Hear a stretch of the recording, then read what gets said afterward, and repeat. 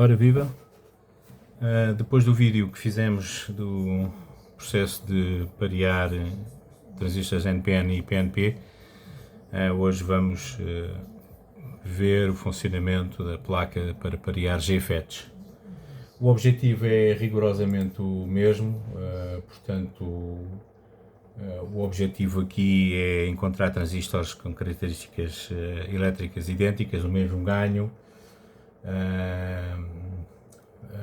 que não haja corrente de fugas entre eles, o ruído, as capacitâncias parasitas, enfim, um conjunto de circunstâncias e de características que nos permite depois utilizar este tipo de transistores, quer o GFET como os NPN e os PNP, em situação de amplificação diferencial, com o objetivo, obviamente, de os usar nas etapas iniciais dos amplificadores de áudio. Uma das grandes vantagens é da rejeição de sinais comuns entre os dois terminais de entrada, o ruído e interferência. Portanto, se os transistores estiverem desbalanceados, portanto, essa rejeição é comprometida. É das principais funções da amplificação diferencial, é exatamente isso, ok?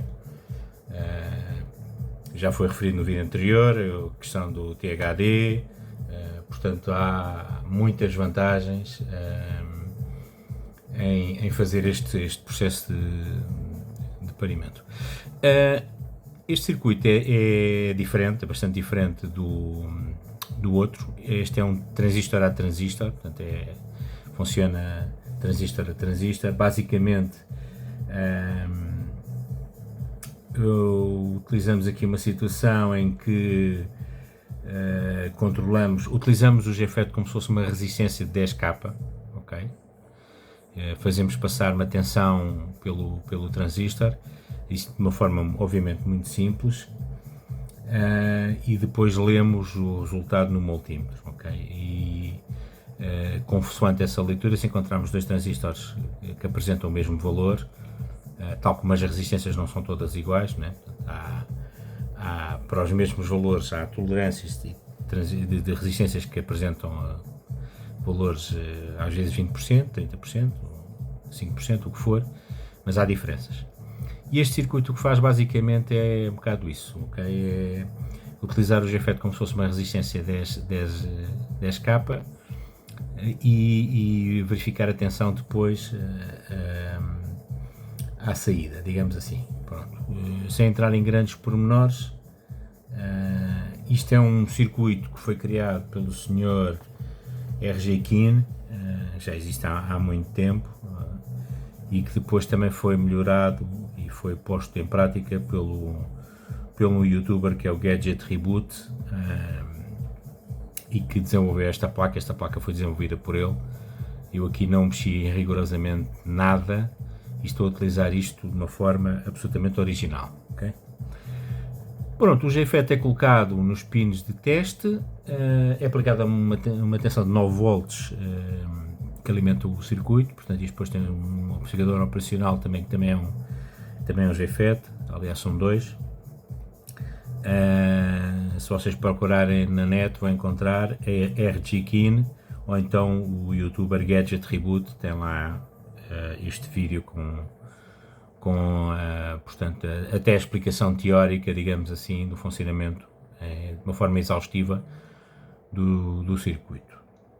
Aqui o objetivo não é explicar eletronicamente como é que isto funciona, é mostrar, portanto, às pessoas que eu utilizei esta metodologia para parear GFETs também, com o objetivo final de obter, portanto, muita qualidade, ou o máximo que for possível, depois da saída dos amplificadores, com menos distorção, com bias estável e com offset de corrente contínua zero ou muito perto disso.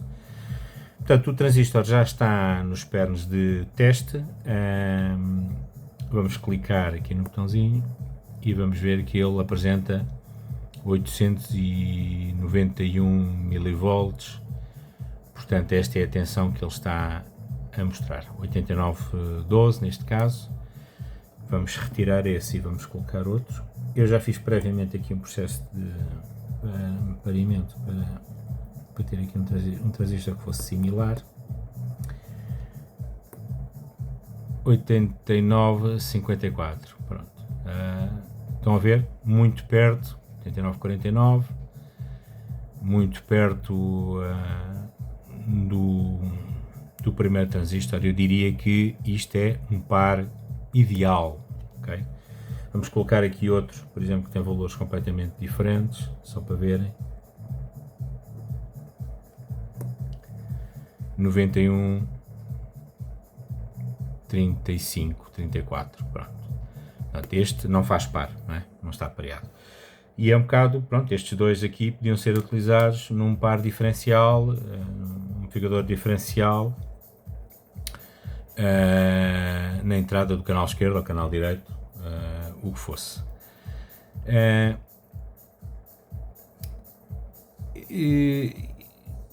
Eu tenho um amplificador Sansui AU-D5 com um problema nos pares diferenciais que são GFETs,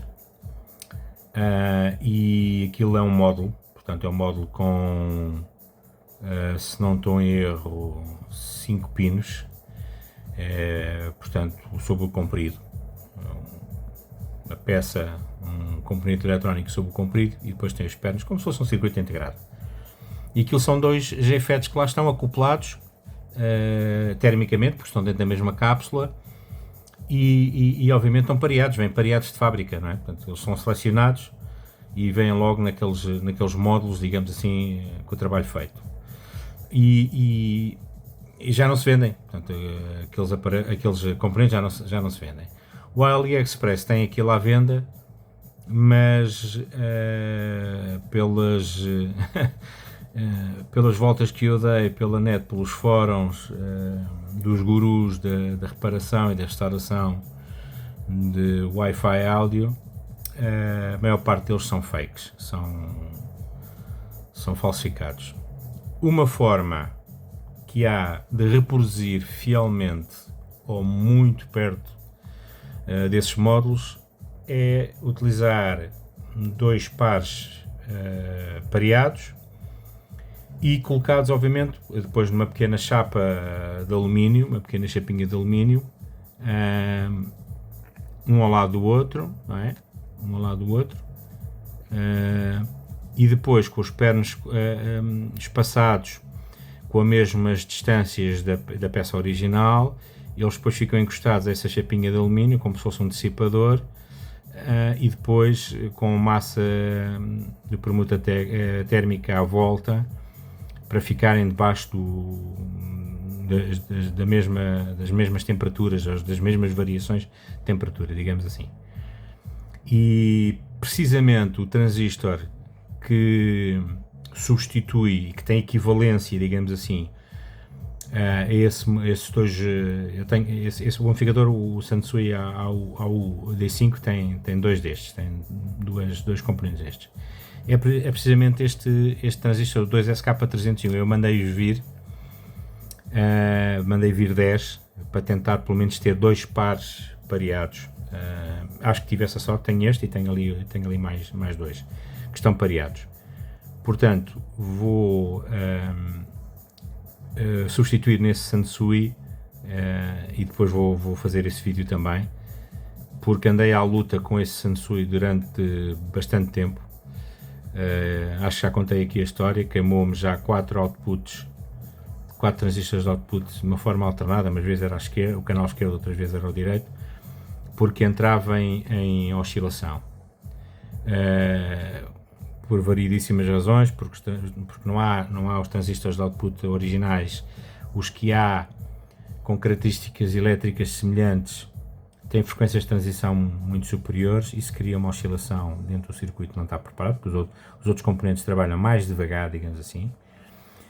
Isso pode ser ultrapassado colocando condensadores cerâmicos em determinados sítios estratégicos, ou aumentar a capacidade dos condensadores cerâmicos que já existem dentro do circuito, especialmente na linha de amplificação de voltagem e depois no circuito do feedback negativo, ou como costumam dizer na malha negativa, da realimentação, digamos assim. Portanto, que é o sinal que sai de saída, como fosse para as colunas, mas é realimentado para trás do circuito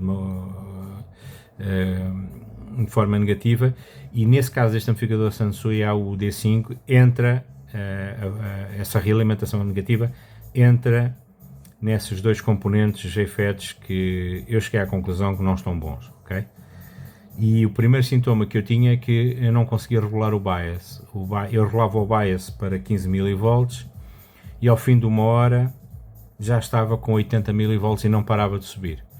Ora bem, se eu deixasse aquele amplificador ligado 4 ou 5 horas, ia-me queimar os outputs porque aquela tensão não parava de subir e, portanto, à medida que aquela tensão do bias subia, os transistores cada vez funcionavam mais fortes, né? Ficavam a conduzir-me mais fortes, e isso não pode ser. O bias tem que chegar a um ponto em que estabiliza, depois é capaz de subir ali 1 mV para cima ou 2 para cima e depois para baixo, e anda ali a oscilar um bocadinho, consoante a qualidade do circuito também estiver montada e os componentes que lá tiverem, mas será mais ou menos isso. E aquele estava sempre a subir, sempre a subir, sempre a subir. E o sintoma, a causa disto, é aqueles efeitos que já não estão bons.